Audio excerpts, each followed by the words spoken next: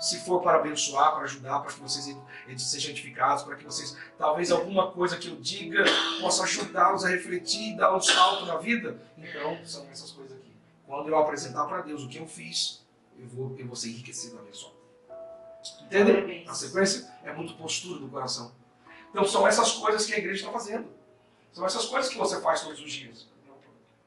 São essas coisas que nós trabalhamos para Deus. Todos os dias você está fazendo alguma coisa dessas. Suas atitudes. Quando você compara a igreja à esposa, você não quer dizer só mulher. Você Não. quer dizer cristãos. Sim, Homens e isso. mulheres. Homens e mulheres, no sentido geral. Não é? A noiva, a esposa, sou eu, é o Jorge, é o senhor, é as senhoras, todo mundo, é o Henrique, é todo mundo. Todos juntos nos tornamos essa figura de noiva para casar com o noivo, Cristo. Mas não quer dizer feminino. Né? Ok? Vamos bem, boa pergunta. Boa colocação. Mas vamos seguir. Quase aí, será? Adão teve filho? Adão teve muitos. Ele teve Caim e Abel, que a Bíblia relata. Mas é certo que ele teve muitos outros, além de Caim e Abel. Mas depois de Caim e Abel, a Bíblia fala que ele teve filhos e filhos. E aí a Bíblia relata o nascimento de um, chamado Sete. Então a Bíblia relata só 3 filhos de Adão. Mas ele teve muitos e muitos e muitos mesmo. Muitos filhos. Seguindo aqui. Agora vem o mistério. Vocês entenderam aqui a coisa gloriosa que é isso aqui? Grandiosidade? Nós podemos mergulhar mais nesse assunto. Vamos parar porque não é o caminho que eu quero ir para um outro caminho. Depois de ter falado que Cristo, a igreja, Adão e Eva, tudo isso é um mistério lindo, ele também compara agora ao marido e a mulher natural dessa terra. Ele fala, vós marido. Agora o marido não é mais o marido Cristo espiritual, não é mais a esposa, a igreja espiritual. Vou usar até de uma cor aqui, vou usar um vermelho. Agora é o marido homem, casado. Né? Vamos colocar aqui, é marido mesmo, né? Marido. E a outra esposa, vamos colocar mulher. Aí diz assim, ó, assim, verso 22, e vós mulheres, agora não é mais a igreja, vós mulheres, sujeitai aos vossos maridos como ao Senhor. Então ele está dizendo, mulher, seja sujeita a este rapaz aqui, ao seu marido, como a igreja está sujeita a Cristo. Agora a pergunta é, como que a igreja está sujeita a Cristo? A igreja pode fazer o que ela quer? Pegar os relatos de Cristo e falar, não gostei desse relato, vou fazer o que eu acho que tem que ser feito. A igreja pode? Jamais. Isso é heresia. A igreja só pode fazer o que Cristo mandou fazer. O que está escrito. A igreja pode andar numa vida independente? Nunca. A igreja é totalmente dependente de Cristo. Por quê? Porque ela é o corpo, ele é o cabeça. Como que o corpo, meu braço, para falar assim, sabe uma coisa, eu não quero mais esse corpinho, eu quero sair aqui, sair andando, vou juntar num corpo mais bonito por aí. Pode? Não pode. Não tem como. É a minha cabeça que controla minhas mãos e meus braços. Então a igreja é controlada pela ordem, pela palavra que vem de Cristo. Mas entenda isso num sentido muito amoroso, porque Cristo dá as diretrizes. E a igreja obedece como o cérebro manda a ordem para o corpo. Não pode ser o contrário. Mas hoje, o que nós vemos é o contrário. Igrejas totalmente independentes de Cristo, fazendo o que acham melhor, como se fosse um grande Rotary. E nada contra o Rotary, muito pelo contrário, os Rotary são ótimos, os Lions por aí, né? Quem já participou de Rotary e Lion, parabéns por isso. Mas ali é uma associação de pessoas para fazer o bem. A igreja muitas igrejas se tornaram isso, uma associação de pessoas para fazer movimentos, comandada por um homem que é um homem que conhecedor das doutrinas espirituais. Mas Cristo não coordena mais aquilo. Como que eu posso dizer isso? Ora, simplesmente não. Cristo disse assim, a Bíblia fala que nós não devemos julgar. Mateus capítulo 7, verso 1. Não julgueis para que não seja julgado. Pegando como exemplo. Quem falou isso? Jesus. Falou, não julgueis. Mas eu, como pastor de uma determinada igreja, eu julgo. Condeno. E a gente vê muito isso. Eu condeno tanto que eu falo, a senhora está excluída da minha igreja. Você não pode mais estar com tudo aqui, não. E a senhora é o seguinte, o senhor, você não pode falar nada aqui, não. Pode ficar lá no fundo. Aqui quem controla sou eu. São os meus amigos, as pessoas que gostam de mim, que me agradam, que têm recursos, são as pessoas que estão aqui pertinho. E muitas igrejas são administradas assim. E no domingo, essa pessoa, esse líder, que tem uma prédica muito bonita, que tem uma oratória maravilhosa, que conhece a Bíblia, ele vai lá e encanta numa aula, numa palestra. E as pessoas saem lá emocionadas, porque a palavra toca o coração, porque a palavra é de Deus, não é do homem. Ela toca mesmo.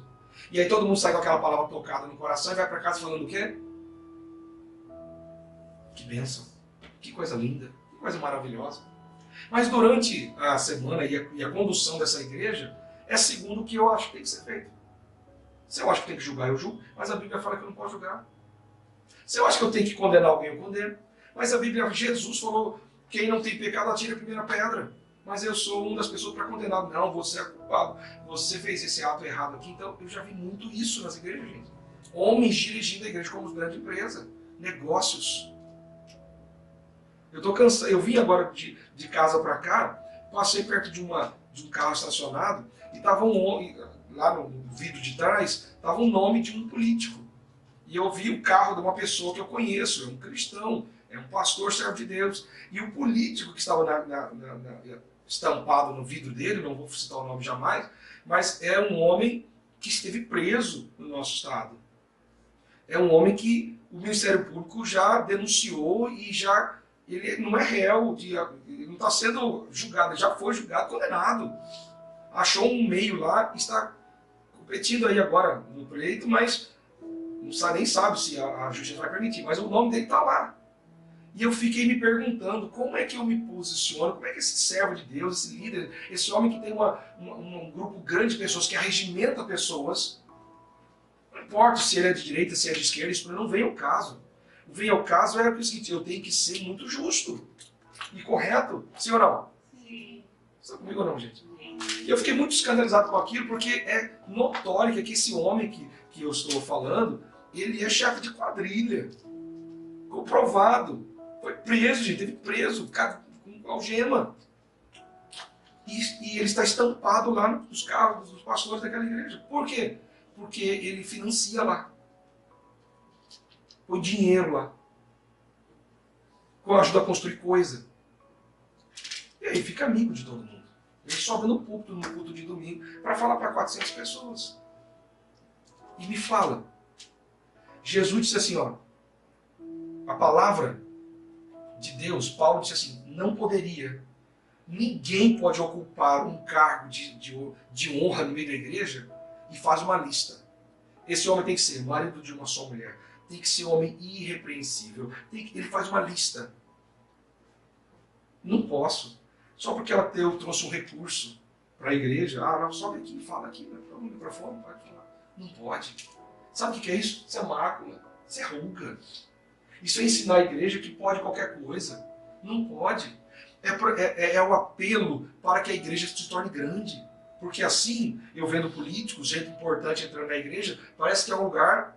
respeitou, um lugar importante, né? Vejo carros importados parados na porta, mas nós vemos essas igrejas de ponta de esquina, com 15, 20, 30, 50 pessoas, com o povo lutando para servir a Deus, tentando manter uma constância em Deus, com uma vida miserável, uma luta que se passa, e nós não importamos, viramos a cara, torcemos o nariz. Nós não, mas ficou lá fora. E é esse tipo de gente que vai casar com o noivo, porque está mantendo uma vida sem ruga, sem mácula, com glória a Deus. Não glória para homens. Entende o que eu quero dizer? Como a igreja pode ser independente? Gente, eu acho que eu estou falando bobagem, né? Vocês estão muito quietos. Isso não existe, não sei se vocês conhecem. É muita mácula no comando da igreja. Gente do céu, nossa igreja foi construída assim. Nossa história foi construída assim. De indulgência, de venda de coisas, de compra de coisas, e até assim é hoje. Lembra dessa história? Nós temos história na nossa igreja primária desde... Vindo até chegar no Brasil, e no Brasil foi instituído isso, e hoje as igrejas neopentecostais, pentecostais, e livres, liberais, tradicionais, muitas delas trazem esses mesmos ranços de 1800. A venda de indulgência. Como que eu vou fazer? Ah não, você dá uma oferta, a gente ora para você e está liberado do seu pecado. Isso acontece hoje ainda. Isso é mácula. Isso é ruga, isso é uma igreja sem glória. Isso é uma igreja com impurezas, imperfeições. Não vai subir. Isso é uma igreja independente. Por isso que eu volto aqui, ó. Volta comigo no quadro. Uma igreja tem que ser dependente do Cristo. Senão ela não é o corpo dele. Por isso Jesus disse, muitos naqueles dias vão dizer, Senhor, no teu nome eu dirigi uma igreja. No teu nome eu preguei. No teu nome eu profetizei e eu até expulsei os demônios. E expulsou mesmo. Mas Jesus vai dizer, você fez tudo isso, mas eu não te conheci, você não era meu corpo. Nunca obedeceu os meus comandos. Aparta de mim que eu não te conheço. Está escrito. Igreja tem que obedecer o comando de Cristo. Tem que submeter a Cristo. Eu não estou falando de escravidão, eu não estou falando de obediência cega, eu estou falando de obediência por temor.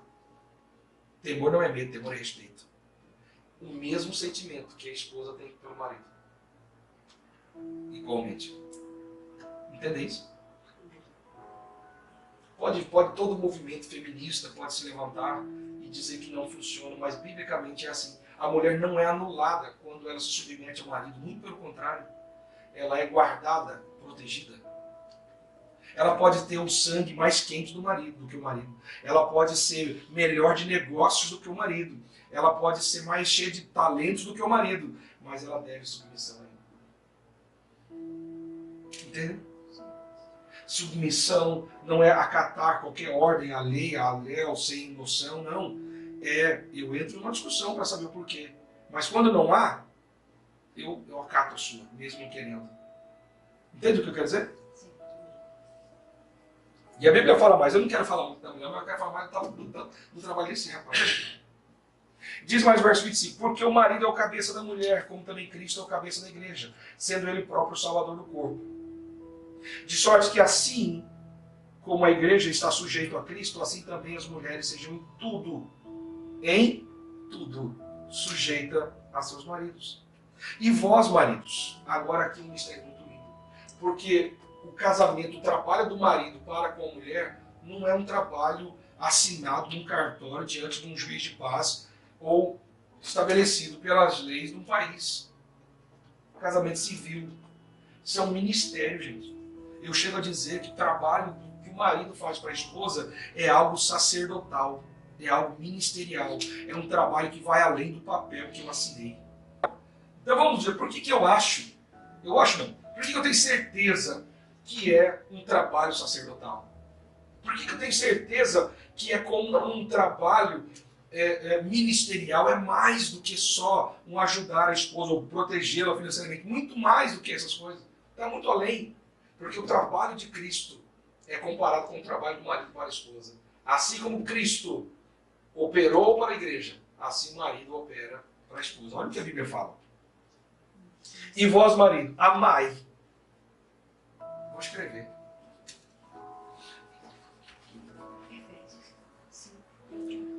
O que ele está pedindo para os maridos aí, gente? Deve amar sua esposa, amar seu próprio corpo. Amar. Ame sua esposa. Ame seu corpo. Amar. Marido. Mas ele pediu para a esposa amar o marido? Não. Aí você pode falar assim, mas peraí, como é que a Bíblia não pede para a esposa amar o marido? Porque isso está intrínseco, gente. Porque isso é inerente, está dentro da personalidade.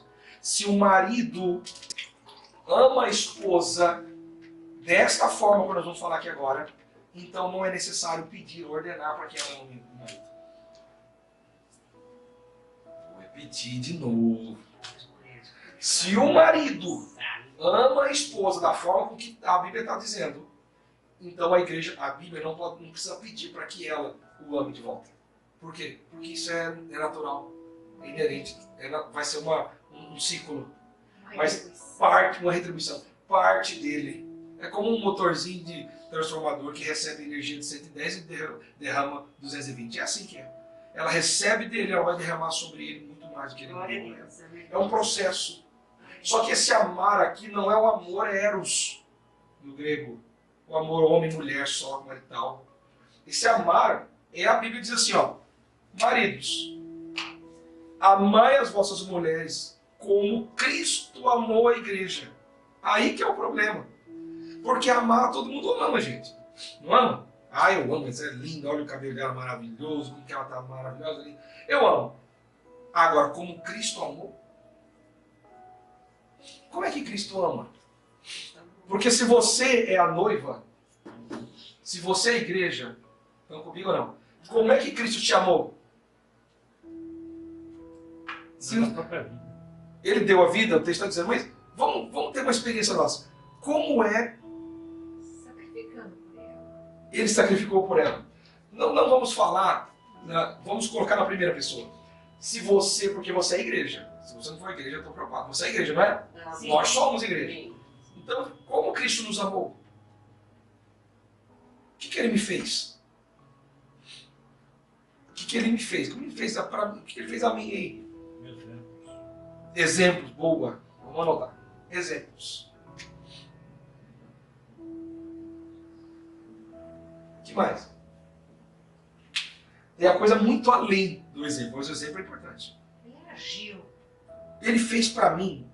Ele não levou em consideração o homem ruim que eu era e ele morreu por mim mesmo eu sendo ruim. Ele perdoou. Perdão. Essa é a palavra. Ele perdoou. Ele sabe que mesmo me perdoando, eu não conseguiria ser correto com ele. Eu ainda ia errar várias vezes. Ele sabe disso. Você acha que ele não sabia que Pedro ia negar 3 vezes? Ele tão sabia que ele falou. Pedro, ele estava na mesa jantando na ceia, e Pedro insistiu, o Senhor, ele falou, Pedro, em outras palavras, eu não queria falar para te envergonhar, mas você vai me negar daqui a 2 horas, meu filho, aqui. Eu jamais farei isso, Senhor, eu morro contigo. Demorou algumas horas, estava lá Pedro dizendo, não, eu não conheço ele não.